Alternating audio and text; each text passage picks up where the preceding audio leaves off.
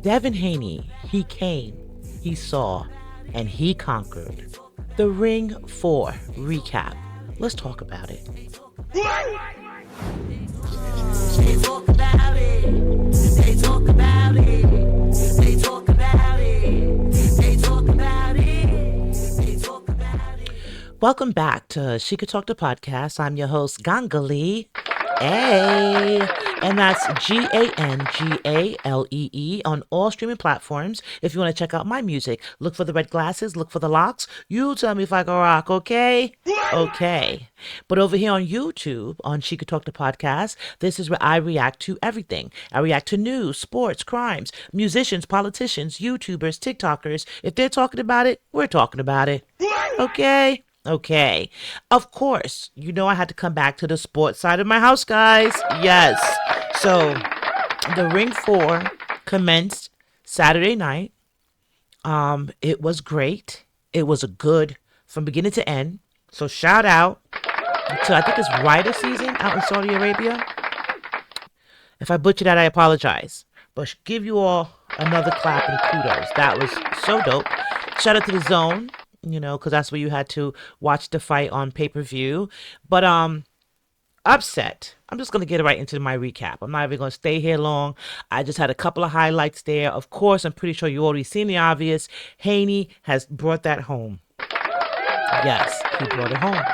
Now, when that's why I didn't want to give a prediction on Friday when I say, hey, who do you got? Because Norman looked good.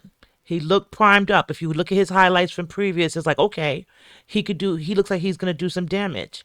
And when I watched him in the ring, I just kind of felt like he was off. So here's my theory. I noticed that when watching it, they were like saying it was breakfast boxing. Like they were out there 6 a.m., 5 a.m.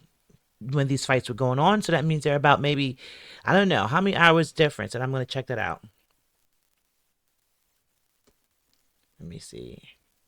How many hour difference between, I'm just going to use New York and Saudi Arabia.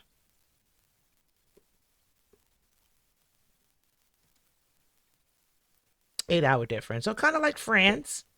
Yeah. So 8 hours ahead of us. So, I took that into consideration too, like what time or what day did he land? Look at me. That's how I do, guys.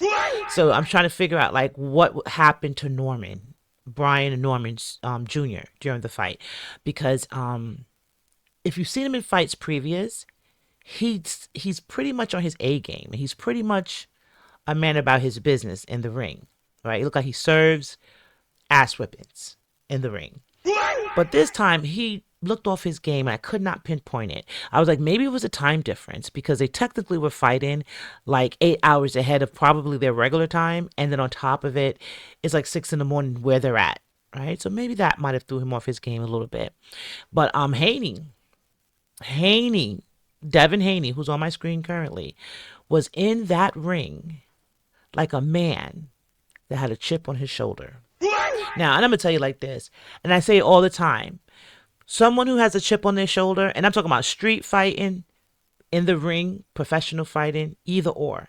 If you're going up against an opponent who has a chip on their shoulder, be prepared for anything because they have a chip on their shoulder. They're going to use that to fuel the anger and the adrenaline. And I think Haney did just that. I told you on my show before the fight, I said, hey, his dad was real serious. The whole camp looked like they were not here to play around. The security guard picked up Brian Norman Sr. and Jr. by their shirts a couple of, nights before the fight and was tussling.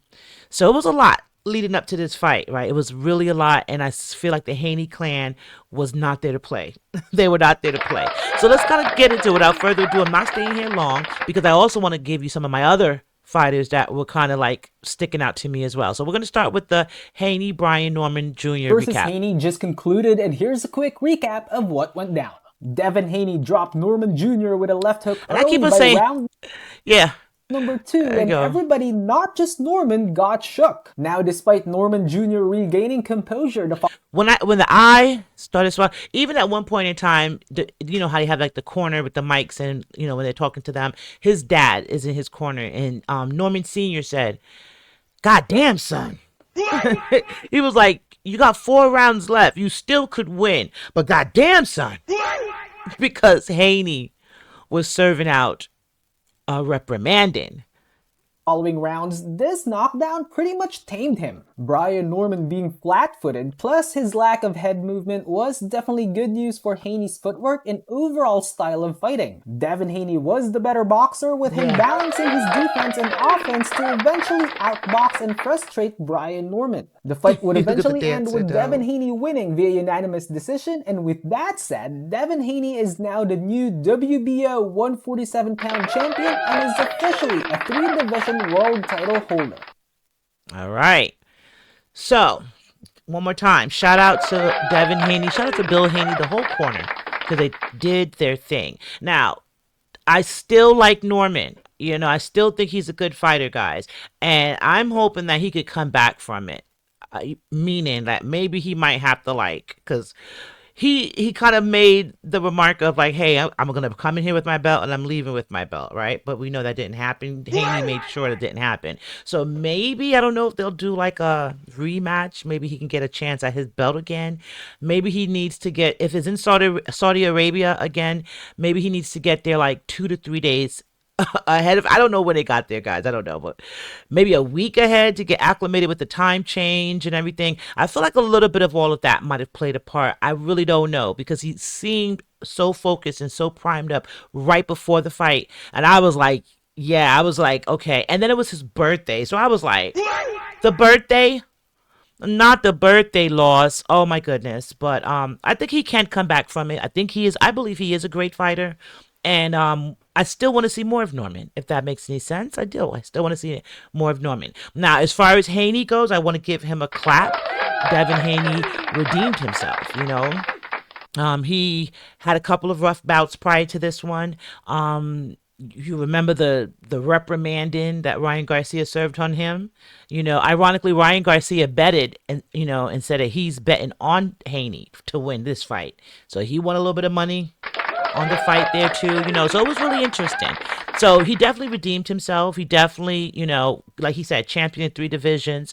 So good job there, you know, and the chip should be gone. No chip on the shoulder no more.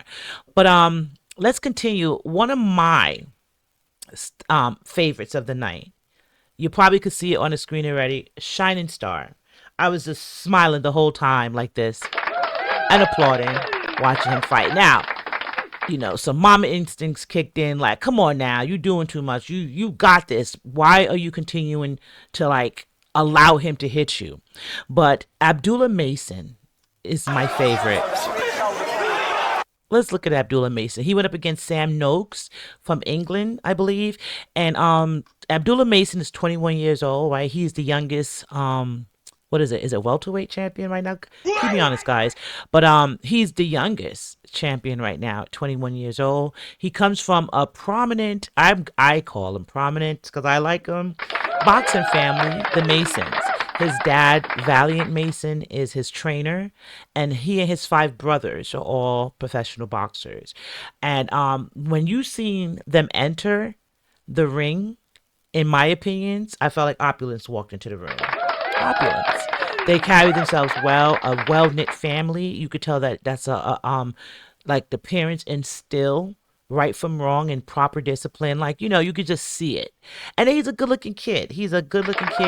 Very marketable. So I just see a bright future for Abdullah Mason. I am rooting for him. I wish him nothing but the best out there, prosperity, blessings for the whole entire Mason family, because I'm pretty impressed with them. And honestly, I was following the whole family's training regimen on Instagram prior to, you know, really diving into their boxing, but just the way they carry themselves, I was impressed off the rip. So one more time, shout out to the Mason clan. But if you can't see, because, you know, I'm trying to get highlight reels, and, you know, YouTube, I love you. I'm not trying to stay long on them, but this was just a highlight reel from the fight between Sam Noakes and Abdullah Mason that night. He was going in. When I say this guy dotted all I's and crossed all T's. Look at him. Look at him. Come on, Mason. And he's tough. What I like about him is you could tell he's tough, right? He's young, he's tough, and you could tell that youth is on his side where he's like, I don't care. I'll eat the punches and continue going. And I'm like, no, you don't even have to, because he dotted his eye, Sam Noakes. He was bleeding profusely throughout the whole fight through the eye, he successfully tenderized him this Thanksgiving week here. Abdullah successfully tenderized his opponent, Sam Noakes. Look. I'm looking forward to seeing more of Abdullah Mason. He was like the standout star for me for the night. It was a couple of others that were really good, but he definitely stood out to me. This was a good fight. This was really good.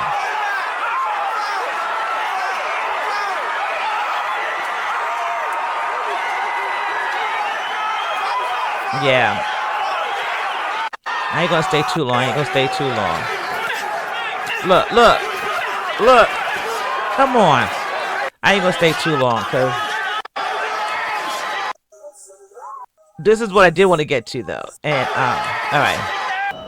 all right. So this is him and his four brothers, because with him it's five, I believe, and his dad. And they're walking out. And they had the music playing. When I say this was like opulence, I really just like the way they carry themselves. I like the way they all cohesively, you could tell they're a unit. He said, the dad, in maybe a documentary, like a bio video I seen on Abdullah a couple of months ago, and Valiant was like, yo, my boys are the Jackson 5 of boxing. And I was like, I could see that. And but I also see like a conglomerate. Hear me out. Now, the Wayans are in comedy, but they are a very massive business family conglomerate. Successful. That's what they remind me of.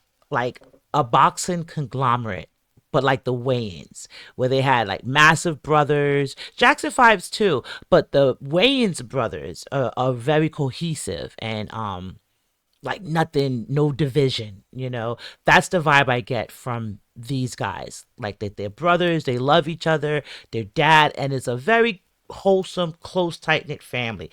And I feel that vibe. Then in the video that I seen, it was like training down the, like a street in Ohio where they live. And they had like their training gear on. It was like the Mason brothers, and like everyone in the town knew who they were, right? So that's why I say opulence.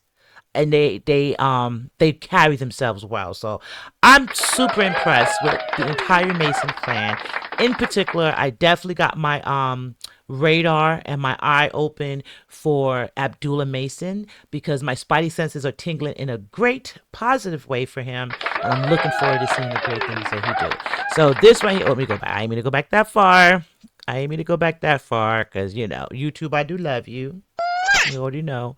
But look, this is just them coming in. Look at them coming in. Him, his brothers, and his dad on Saturday night. And then, I try to like take the music out of it or whatever, but the music was lit. They was coming in, it was lit. I was like, okay. Look at that kid. He is primed up for greatness.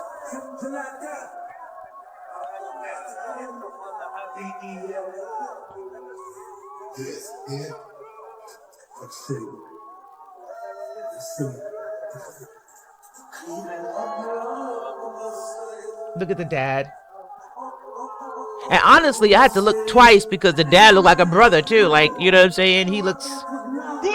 And then in the documentary that I seen, they were talking with like boxing officials and different people from the boxing world, and they were asking them, like, hey, what do you, like, it was like a guy, like a sports guy interviewing everyone, and he was like, how do you feel about Abdullah Mason and everything that they have going on with the Mason clan? I'm calling it the Mason clan, but the Mason brothers. And I don't remember his name. Oh my gosh, it escapes me. But boxing exec for lack of a better word. And he was like, oh yeah, Abdullah Mason is prime for, he's going to be great. Like it's nothing but greatness there for him. And he said, but on top of that, he said a lot of people would say, well, what kind of boxing background do they have? We see that their dad is a trainer. And the man was like, and I can tell you this, he has not had formal boxing training, and he's not a boxer, has never been a boxer. Valiant Mason, which is the dad. He said, but if you sit down with him, the way he talks discipline, structure, technique, he was like, he knows boxing better than anyone who's actually boxed. So I thought that was impressive. And he said, after talking with the dad, he said he knew he was onto something here. Like Abdullah is it, So when I saw that, I was like truly impressed, and all smiles watching this fight on Saturday. I was all smiles. But when he walked in, it was over for me. I was like, look at them. Some of the walk-in choices of music and stuff was interesting, but not everyone is American, I guess. So that was interesting. Oh. So to me, this is an interesting fight too, and then I'm gonna be out of here because I'm not staying long. But this was Benavídez, David Benavídez, and I think Anthony Yarde, which to me, with a name like Yarde, what y'all do, man? How you let that happen? But anyway, just these two were the co-main event with Devin Haney and Norman Jr. So I feel like, just me, guys, don't fight me. I feel like they could have reversed it, and they could have put Benavídez before the Haney fight, the Norman Haney fight. But it wasn't a bad fight. That's just me saying, like, I don't know. I don't really know what I'm saying with that there. How about that? So we're gonna hit you with the laugh. Okay, but it was a slaughter. Benavídez slaughtered Yarde. Yarde came out looking like, I don't know, super diesel, like a RoboCop or something. So you would expect him to like throw bows, but instead, this is what we get. This is what we got. That's Yarde in the green, Benavídez in the red. Now this to me, I felt was like a little like, because he was holding his neck. What was that about? But there was no defense from Yarde. What is that? What? The referee had to be like, let him go. And then also, it's almost like he was, I don't know, like I would have got about that neck hold. Like, what you got going on there? So it was an interesting fight. But that was the other co-event from the night there. And it was interesting. But I felt bad for Yarde because they said that was his last shot at trying to go for the belt, and it wasn't successful. So there you go. But Benavídez, if I'm not mistaken, he wants to go at Canelo. So we'll see what that looks like. I guess they're both Mexican, and he's trying to be the Mexican monster. So we'll see. Or maybe he is the Mexican monster. He's trying to put on for his state or his country. So we'll see with that. But Devin Haney, what do you guys think? I was shocked. Now that's why I didn't want to put a solid confirmation on one over the other. That's why I didn't, because I was like, they both are good, but anything can happen. This was an upset. Now, I also felt like Devin Haney had a chip on his shoulder. And I tell you how I feel about people when they got a chip on their shoulder. They're dangerous. They're more dangerous than someone that's just like, okay, we're having a friendly match, So with the chip on the shoulder, coupled with a lot of doubt, like if you looked at the stakes, like the people, like the gambling, like they was showing on the screen, like how they was voting, like, who would win. They had Norman as the winner. Clear. Like, landslide winner, and he blew that out the water. By the time the second round hit and he knocked him out, and then the eyes started swelling up, and then his dad, by the time round 7 came, round 6, the dad was like, come on, son, come on. I was like, this ain't looking good. But it was a good fight. It was a good fight, and I would love to see maybe perhaps a rematch, just because I like to be fair. Like maybe let him get another try and get his belt back. I don't know. But is it Conor Ben? I think Conor Ben would be interesting fight for Devin Haney. What do y'all think about that? He was also at the fight. He was talking cash. Yo, Conor Ben was in it like this. He was letting up the clips. He was like, listen. He was like, Devin Haney put you to sleep, and I'm not talking about with his fist. His fights are boring. This is entertainment, and he's not entertaining. But I'll fight him. Like if I'd rather fight a couple of other people, but I'd fight him.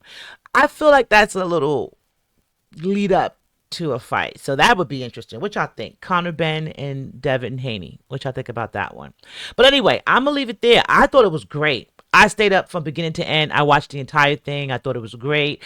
Surprised and upset, but I was not mad at it because, the year that Devin Haney had in 2024, to see him come back the way he is, good job. Good job. And I also feel like Brian Norman will get the opportunity to redeem himself. It was one fight. His record is like amazing. So he got one fight on the record. I mean, one loss, one L. Okay.